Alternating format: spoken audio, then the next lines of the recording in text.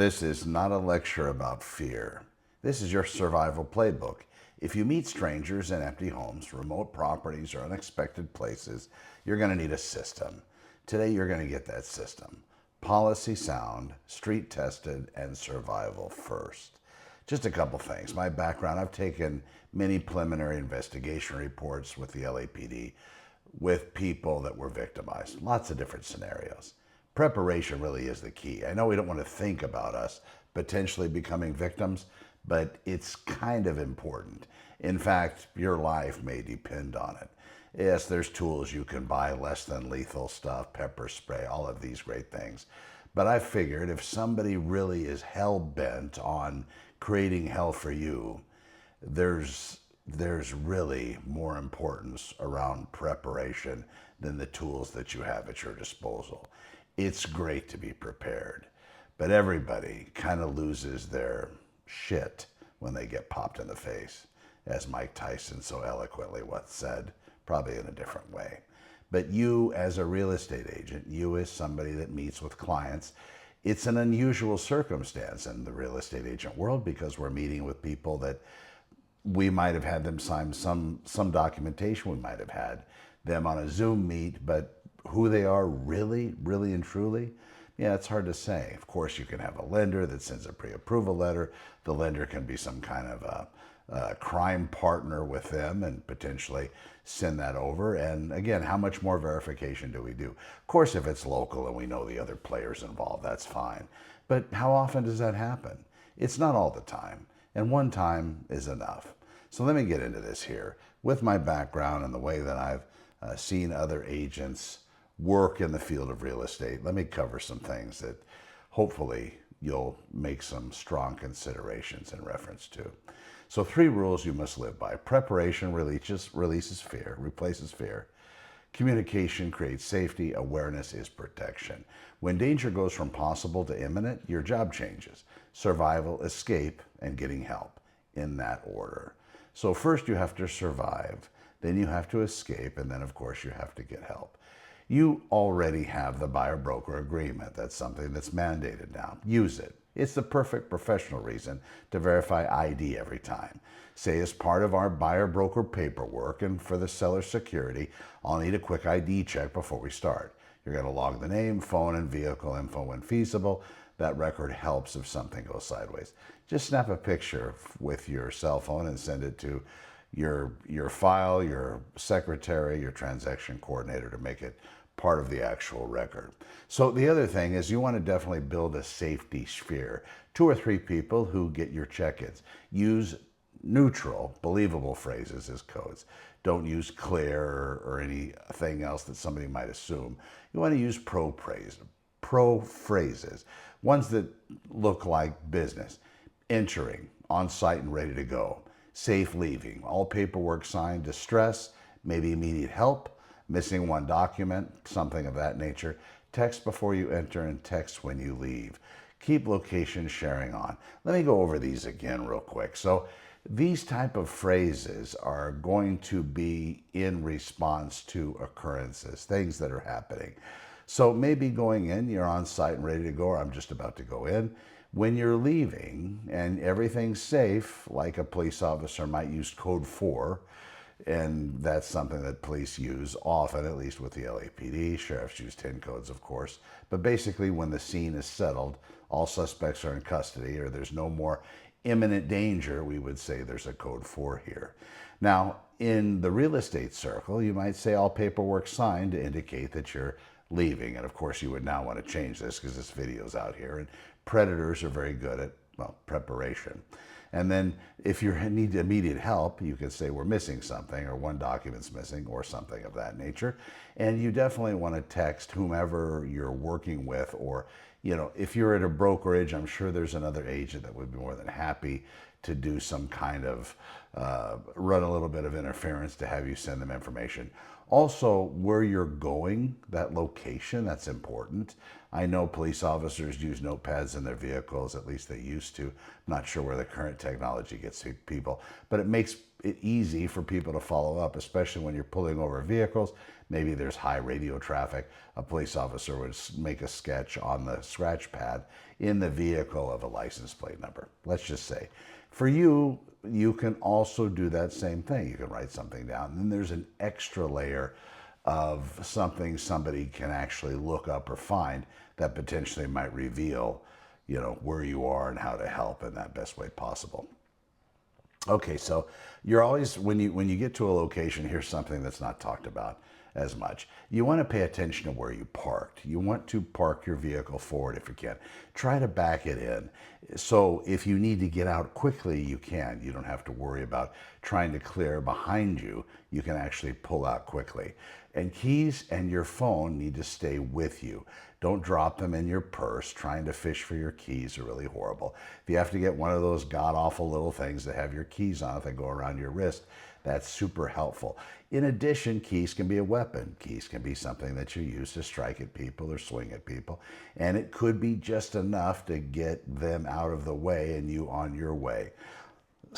Speaking of getting people out of the way, in so many movies, you see if somebody's being attacked, typically they go just enough to try to get away. The person is down, and that's good, and they're not, they seem to be not responding, and then the people run out, and then what happens? Well, they get caught before they get to the door, because the person came to. The person was either playing, or the person wasn't really as bad as the victim thought, or, of course, in most cases, the victims aren't thinking clearly anyway, because, well, remember what Tyson said, right? Until you get punched in the face, everything's, pretty much green lights. That's really the game changer. In this particular case, my suggestion, depending on circumstance, you really want to make sure that they're down so you can get away. Running out and having your hair grabbed and then, yanking you back and things like this, it's not going to be helpful. If you are able to use keys you have on you or the cell phone you have as weapons to be able to protect yourself, then those are advantages. But if in fact you get something in and it does render them somewhat incapable at the moment, don't think that that's going to stop. If they want to hurt you, they probably want to kill you. And that's that mindset. As police officers, that was incredibly important. Somebody who's going to shoot at a police officer, it doesn't come down to thinking that, well, they're just trying to injure us, or in an attack situation, well, he's just going to rape me. He's not going to kill me. These are violent acts, folks. This is deadly stuff. A rape can end up deadly. Don't try to justify don't try to rationalize what somebody else's motives are. It's what's in your mind that they're going to explore in court. It's what you're thinking that the police department's going to want to know about. If we go talking that we're going to kill people all the time without worrying about safety, that's one thing. But if you really thought your life was going to be stripped from you forever, that is your mindset, and you need to act accordingly. Incredibly important. All right, so where are we going here? All right, we got park forward. I talked about that. Pause in your car. Scan for weird vehicles as well. I mean, if there's other people sitting in their car, I would be thinking to myself, did this cat invite somebody to meet him over here as well? So be wary. So you also, if something feels weird, the commission's not worth it. So I would blow it off. I wouldn't go. I would reschedule, make a different appointment. Maybe you have somebody at your office that would be able to help, whatever that may be. But if it feels funny, I definitely wouldn't go in. When you enter, you want to let the client lead. I like this. So, you do your knock and notice, as we used to say in the police world, but in your case, it's going to be basically, you're going to say, you open the door and say, broker showing, whatever it may be, just to make that announcement. Even in vacant properties, I do that. And there's actually been squatters I've run into in vacant properties that answer up, oh, hold on. I was like, And anyway, police are called and so on because they're not supposed to be there. But these are things that I think are good to do and develop habits of doing each and every time. And plus, it reminds me of the cop days. I get to scream out, police, we have a search warrant, whatever. Anyway, so when you enter, let the client lead. You trail enough just so the exit remains in view. Now, here's something else. When you go into a residence, like any good police officer, and we used to go out to eat, we want to make sure we know where the exit is. Where is the exit? What in case something happened inside? Are you in a position to be able to respond accordingly? Police at drive-thrus just drives me crazy to see police officers in black and white police vehicles go into a drive-through at any kind of a fast food restaurant. Not because the food is healthy and horrible, which it is, but other than that, they're trapped. They're trapped in the drive-through. They have another 5,000-pound vehicle in front, typically another 5,000-pound vehicle behind. There's no getting out. There's curbs on either side, and usually with curbs, there's large trees or more parking lot or more vehicles. They're trapped. What a great ambush situation. I can't believe police actually go in drive-thrus, and I see it all the time. When you're going into a residence, you need to know your exit. You need to keep all your options open when you're going in with somebody. You don't want to stop any options. Something else I'll talk in just a second here, but I'll talk about locking that front door. But again, try to find your exit. If you're really good at prep and you have these listings shown, a lot of the listings that you're going to show, you're going to make certain assumptions where doors are, and you're probably going to be most correct. Just don't go in naked. Don't go in without having that consideration. What if all, it goes to hell in here and I have to make my way through the back door? What does that look like? Where is it? Is there a fence? Is there a block wall that's 8 feet tall that I'm not going to be able to scale? What does that look like? At least it gives you options, and you don't go trapping yourself in a room or something, or in an area of the residence where, somebody's going to be able to take advantage. Just consider these things. If you operate under the idea that every kind of situation out there, and this doesn't create stress. Everybody says, well, if you think that way, you're so negative. No, just pay attention. Things could happen. And when they do, if it helps, think of it as a video game. You just have to escape. You just have to win the game. You have to get away, and you have to do your best to get away and be a good witness. So whoever this person is, they can be arrested and they can serve out, the rest of their days in prison. That's exactly what you're going for. And if they attack you and they're not stopping, and you believe they're going to kill you, then you need to be unrelentless. You need to continue and go as hard as you can. And you need to be very concerned that you might never be able to see your family, friends, or associates or anyone again, because this prick is trying to hurt you or harm you and trying to kill you. That has to be where your mindset goes if that's the scenario. All right, so we talked about client leading. Keep yourself positioned, closer to doorways.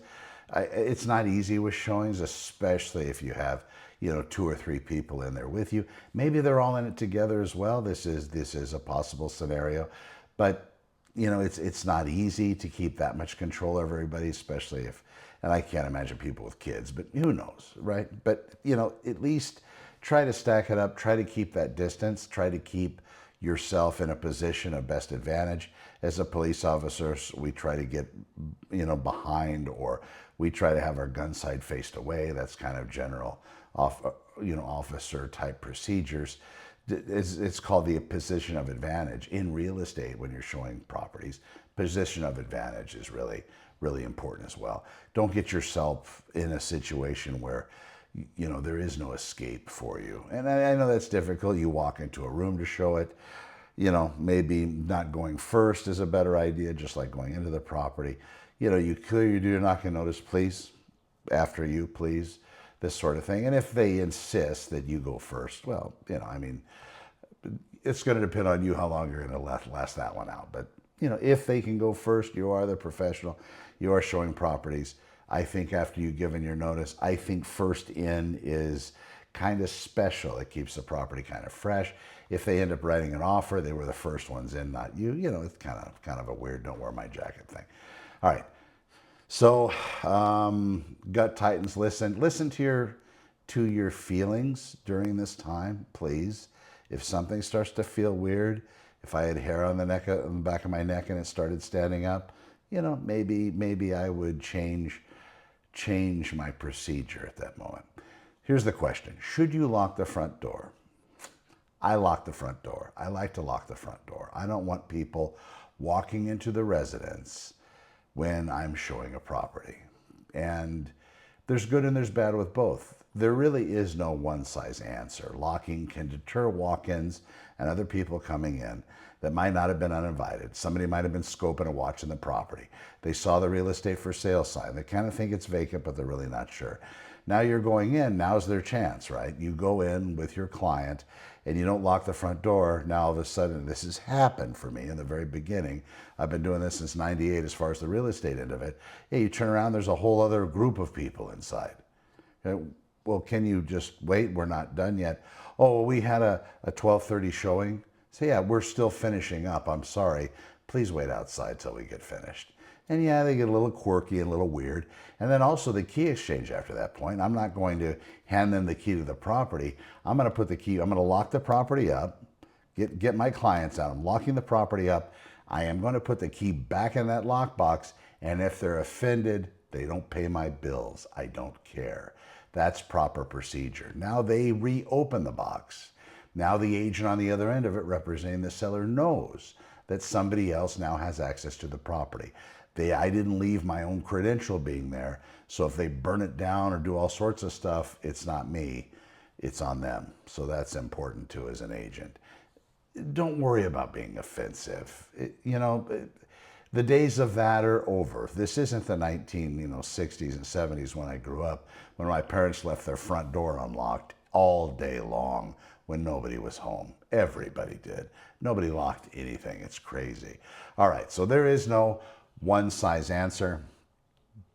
Locking can also, so here's the other end of this, locking can slow your exit if things go sideways. So, maybe case by case, but whatever you do, get in the habit of it. And habits, of course, you should be able to modify them. But some examples, some law enforcement agencies carry their guns with a decocking lever down. People call that a safety. It's really not. It decocks the hammer. You move the safety on a Beretta 92F or 92FS, and when the side, people say it's a safety, but it's not. Basically, if the hammer is back and you push down this lever, it decocks it. So the hammer goes forward without igniting the round in the chamber and firing the gun. It's a decocking lever. But some agencies, their method and their standard is you always carry it with that decocking lever engaged, with it down. So if you press on the trigger, nothing can happen. Is that bad or is that good? It's really neither. It depends on the training of the officer and how much they've practiced. Because if you take a cop that's been doing something a certain way, i.e. as an example of a real estate agent doing the same thing a certain way, and you change it on them, there's going to be nothing but problems. The practice has to be put in.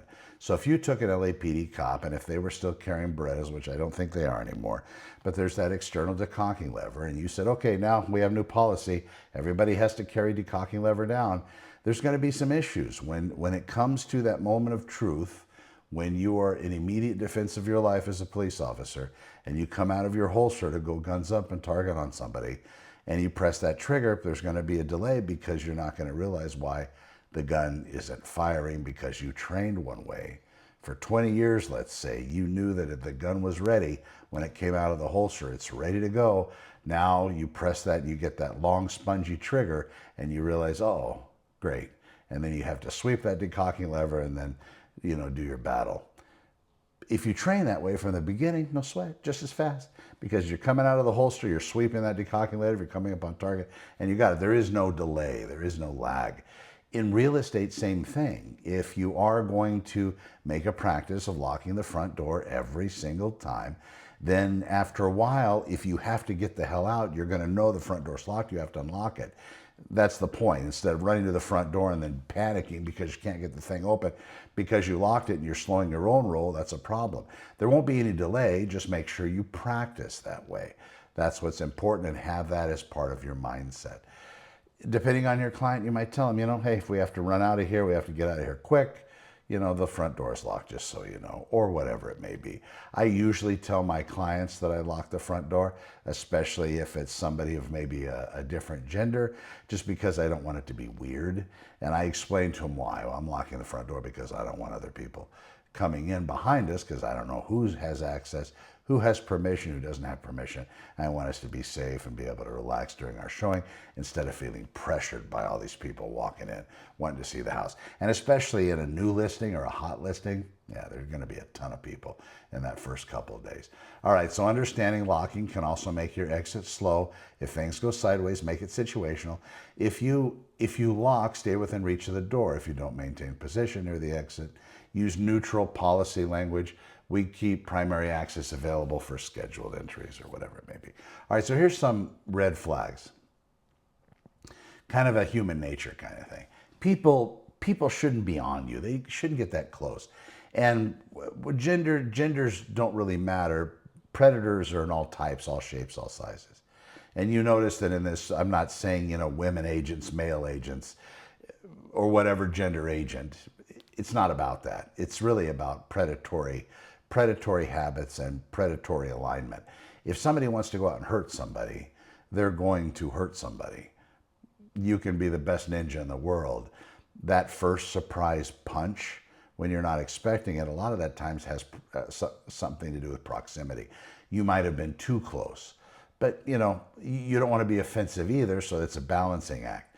That unnecessary closeness when you're inside of a property or showing real estate, or somebody's rubbing up against you or bumping into you or doing these sorts of things, maybe that's an indicator that something is a little awry.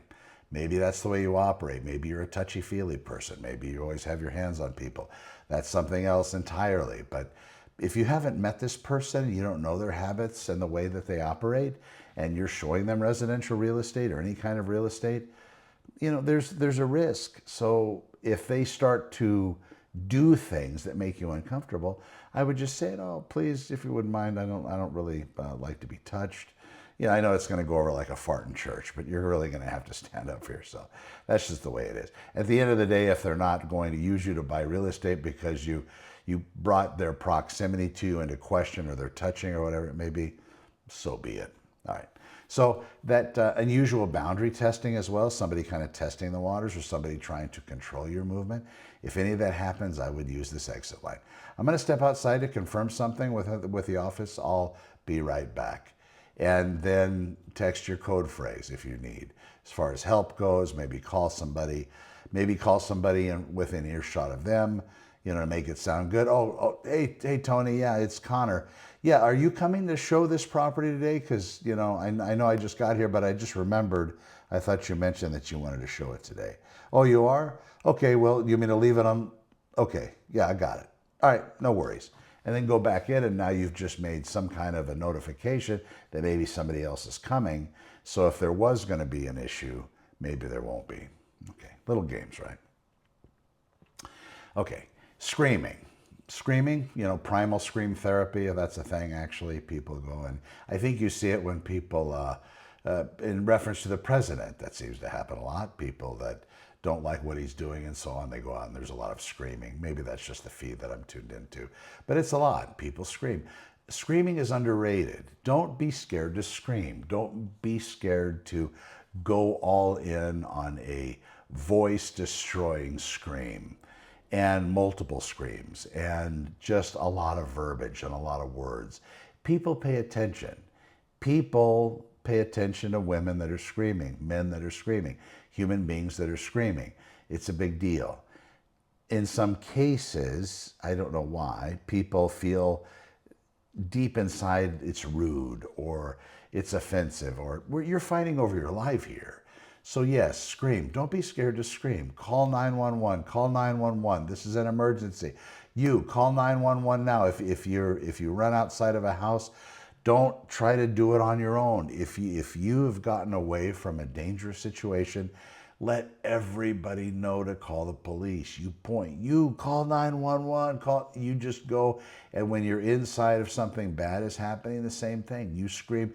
You just be so loud, it's irritating. If they say, if you don't shut up, I'm going to do this, do that. Don't stop. Don't stop. All right, so this is going to bring me into this next thing. I took a lot of notes here. So if somebody tries to get you into a car, into a trunk, or move you from the location you're currently in somewhere else, I would treat that as a life threat. This isn't going to end well. It's not going to end well at all. It's going to end tragically. And more than likely, you're going to be on the receiving end of that tragic. So what I would do is I wouldn't go with anybody. If I have the wherewithal to stand there and have a conversation with this predator that's trying to kill me, and I have a conversation. I don't understand how that works. It's very movie centric. You know, they bring you back to the car, you're tied up, or maybe you're not even restrained. They tell you to get in the car. There's a lot of targets, even if I'm not as strong as them. I have eyeballs to go to. I have the growing to go to. You know, and even if I'm not a trained fighter, the eyes aren't hard to push through, and they can't see. I mean, I'm not telling you your business, but if somebody's going to try to get me in the car, we're not going to have a conversation about it. Where, you know, if they get me far enough, see, fighting all the time, I mean, wearing yourself out fighting, it's going to be hard to get me close to the car. In fact, if this happened in a condo and I'm being attacked in there, I'm not sure if I'm going to be leaving that condo. I know I will. They probably won't. But the fact of the matter is that's the mindset, okay? I don't care if this guy's, you know, 7'8", 460 pounds, fucking ripped with muscle, and here I am being, you know, attacked in the property. It's my mindset. I cannot die. I will not allow some prick to take me out because they want to take advantage or whatever it may be. Some type of personal agenda. That's the mindset you need.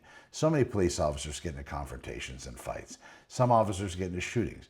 And they don't do well on the other end of it. But you take a criminal, put them in the same situation, they survive like cockroaches. You can't kill them. You shoot them multiple times and then they just don't die. The point being is it's that will to survive that's going to be the differentiation. It's going to be the difference between whether you survive or whether you don't survive. You have to have that intrinsic will to live. Whatever your kryptonite is it your kids? If you don't have kids, is it a friend? Is it the Bible? Is it God? What is it? You have to identify that, and that's what you hold on to.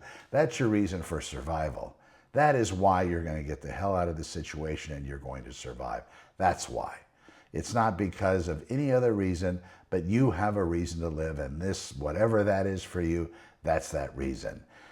The greatest athletes always play out the game before they throw the first ball or you know, kick the first field goal, whatever it is. They played this out. They know exactly how it's going to go. A lot of times in business, the top business coaches out there will tell you to kind of do that same prep when you're talking to a seller. You've already went through the entire scenario beforehand mentally, and you got the signed listing contract. Or, you know, you're meeting with a buyer for the first time and they're interviewing agents and they leave with giving you that signed buyer broker agreement. There's no reason you shouldn't be able to do that in real life when it comes to tragic and horrible and deadly situations of people trying to attack you. I would play this out occasionally. I would get my ducks in a row and make these preparations so if something does happen, it's not going to be so far out of left field. It's not going to surprise you. Surprise is dangerous for people. And a lot of times, unless you're in the world of law enforcement or military, all speeds and grades of military, that surprise is going to be something that causes you pause. And pause is not a good thing. You slowing down or stopping or not moving or being paralyzed for a moment, a predator is going to attack. And especially a lot of this pause happens during the time a predator is attacking. So you really have to get that mindset, that warrior mindset where you're going to survive. All right, so let's see, where are we? Do not get in a trunk, okay? Do not accept a ride that removes your agency. Be careful with that. Be loud immediately. Use your phone's SOS, slam the horn, open windows, shout emergency lines, whatever they may be, call 911. Create witnesses. Do not reason. Do not negotiate. Your objective is to break contact and get to a public space where you can be somewhat safer while the police arrive. If somebody's trying to kill or sexually assault you, your legal and moral requirement is to survive. Your legal and moral requirement is to survive. You're entitled to do whatever is necessary to stop the attack and escape. And if they don't stop, you don't stop. Do you hear that? If somebody is attacking you, and if they're not stopping when you're trying to stop them, you don't stop. You don't stop. you become the bigger asshole. Do not let them take you. All right. That's survival, not revenge. After you're safe, call 911. Get as much information as you can. Try to become that recorder that's seeing everything so you can report all the different circumstances and situations. Hopefully, the individual is still present, able to be taken into custody. But you survived, and surviving is a big deal. Get medical help, preserve evidence, contact legal counsel, so on. All right, so a couple other tips. Set up your phone SOS and your smartwatch SOS. These things work. It's the technology. I think that would be beneficial. So just getting the good practice of doing that. Practice the sequence of showing. Use smart lock boxes. We have log access. Almost all the lock boxes out here are Bluetooth enabled. The agent's going to know you went in. Sometimes they time out though, so it depends on the time frame that the key's left out of the box as to how they update. And whenever the app on your phone updates as well, that's how that connection point's made. I wouldn't trust that all in. It could be 45 minutes or an hour before anybody thinks anything strange. And if it's a lot of the agents I know, they'll never think anything strange. All right, save the text snippets on your phone. And also on site, ready to go, all paperwork signed, missing one document, or whatever your code phrases happen to be. A lot of the canines for the police department, they train them in other languages. And they train them in other languages because they don't want the dog to get confused when they're trying to give it an attack phrase or a halt phrase or a stop phrase. And then of course, the natural reaction from a human being that speaks English is, oh my God, stop, don't do it, stop, quit, stop, stop. If stop is the dog's word, then the dogs might get confused and might stop. Or vice versa. Maybe the other end, if attack is the word and the suspect says attack again, it's going to confuse the dog. So they use other languages whenever you're doing some kind of trying to have a covert communication because you feel like you're in danger. Maybe not make it as clear as being able to use those words. There's a lot of tech out there cloning a voice, not to say that somebody would go to that kind of a length to clone your voice or to have a snippet of it to be able to use it in a situation, but maybe you're more valuable than, maybe I'm more valuable than I think. Maybe somebody would go to that extent, and maybe they would do it for you. So watch out for these things. All right. Open houses require discipline. With today, that signing in at the front door thing, I know agents don't like to have it done. It's important. Please sign in. Please leave your information. My seller's requiring it. It's important to do when people at least put their name down, whether it's true or not, because you're not going to be asking for ID, at least not yet. I don't see that occurring. Maybe that is something you can kind of spin in to an open house presentation, because frankly, if you're at an open house, anybody gets to come in that sees the open house signs. There has been no vetting. Hopefully there's more vetting to clients that you show properties to, but with open houses, there is no vetting. So that's really something to pay attention to, especially in that situation. You got to know your exits.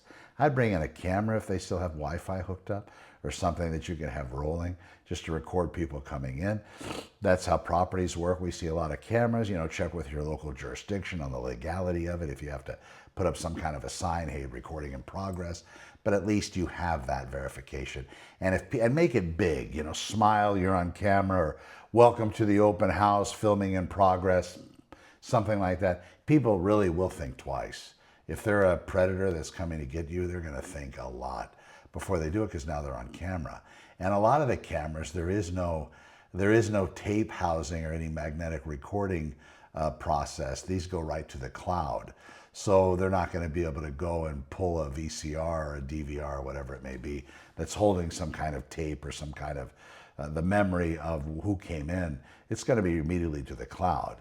So the best they're going to be able to do is try to get your login to delete things, and that's probably going to be more, they're not going to want to move forward. So try to have that. You just bring in a camera with a light blinking on it, and if it's real or if it's not real, nobody's going to want to take the chance. Most people wouldn't anyway. I hate using absolutes. Sorry about that. All right. So at the open house, I was going to talk about this, visible sightlines. So try to keep contact with everybody possible, right? And especially if it's a owner-occupied property. They got their stuff in there. I don't know what it is. People like to open up drawers and stuff and go in. The closets I get because they want to see the depth. But some sellers don't pay attention to that pre-open house, the pre-open house work we want them to do. Sometimes they'll leave guns in the closet in the corner against the wall. They'll leave that massive drawer change. They'll leave a jewelry box. You know, there's a lot of predators out there. People just want to go into open houses and steal stuff. Just be wary. You know, cameras are good in those situations. Ask the seller to if they have some portable cameras or is an agent, that's probably not a bad investment. You know, pick up a few of those Nest cameras or whatever it may be, some Google cams, and just have them throughout the house. Wi-Fi connect to your phone and your network if there isn't a Wi-Fi at the residence, and then retain the data. Not a bad idea. At least you have a record in case something does happen. You have law enforcement. You're able to send them these video files, and maybe they'll follow up if somebody's missing their Hope Diamond or whatever it may be. Keep valuables secured. Your path to the front exit's open. If people split up or something gets weird, move to the door, close early if needed, and document what you've observed. Yeah. So you're in an open house and you're alone, and then a couple people come in, and again, here we are judging people because that's what human beings do. But, you know, maybe it feels strange. Maybe it doesn't feel right. You know, maybe you're a racist. But bottom line is you need to stay alive on all ends of it. And when things don't feel right, they don't feel right. So take heed in that. And don't think you're being silly. A lot of the victims I talked to, they knew something was wrong. But their bias, because maybe they've had hammered into them that, you know, they shouldn't be racist, or they shouldn't be biased gender-wise. They shouldn't be religiously aligned against any other religions, or they shouldn't, whatever they shouldn't be, that's what stopped them from maybe making a phone call that would have helped them out because they felt correctly. They self-judged though, and then they said, well, I'm being ridiculous, you know? No, oh, come on. And then it just goes to hell in a handbasket. Trust those feelings. You know, if you're going out there and you're purposely stopping people from purchasing real estate because of their race or gender or religion, yeah, you got a problem. If you go out and want to hurt people because of their race or gender or religion, yeah, another problem. You have big problems. These aren't, I'm talking about people that are coming into your world, coming into the open house, coming into a piece of property. And there are people out there that are seeking to do people harm. If they act strange or violent or weird, or, you know, I think maybe you need to put whatever you think aside and go with that gut. Call somebody in. Call somebody from the office, and, you know, if it's a big enough deal, call law enforcement. Say, you know, this is what's going on. Can you send somebody by? Most of them will do it, and then it will help. All right. So let's see, where are we? Move to the door, close early if needed, document what you observed. If anything happens, odd behavior, threats, theft, write it down immediately, time, address, vehicle details, names if you can, what was said, share that with your broker, law enforcement. Patterns matter. Mental rehearsal helps. As I said, spend 5 minutes a day visualizing arriving, scanning exits, saying your check-ins, screaming if needed. That's also that good time to do that mental prep of the right person or people coming in, wanting to buy the house at the open house. That stuff's important, that visualization, that putting it out there thing. It's a big deal. You can have that part of that process as well. Scanning exits, saying your check-ins, doing some practice, screaming a little bit if needed if you want to practice. I mean, you got to be careful. Maybe in your car might be better. Rehearse your exit line, your code phrases, and your SOS sequence until they really are muscle memory. So 2 actions to do right now. Set up your safety sphere, those people that you're going to call and trust if you go show properties, just so you can let them know where you are. I don't know, mom, dad, brother, sister, husband, wife, friend, significant other, whatever you want to call it. You know, put that in there. That would be the first thing I would do. And I would save those text snippets in your phone as auto replies. It's kind of helpful. You're showing a lot of properties. That also basically stages it so you'll get delivered more properties to see because you're just so well prepared. You know, that is felt, I think. Communication creates safety. Awareness is protection. And you're allowed to survive. So I would run the same play every time, be somewhat nimble, but know your code, know your toolbox, know the options that you have. And again, you're going to have that conversation with yourself. If somebody is attacking you, what is their actual intention? And if it comes down to them taking your life, then that's how you need to act. All right, thanks for watching. I'm Connor with Honor. We'll see you in the next one. Santa Clarita, artificialintelligence.com, and also Santa Clarita open houses. You need me, I'm here. Thanks for watching.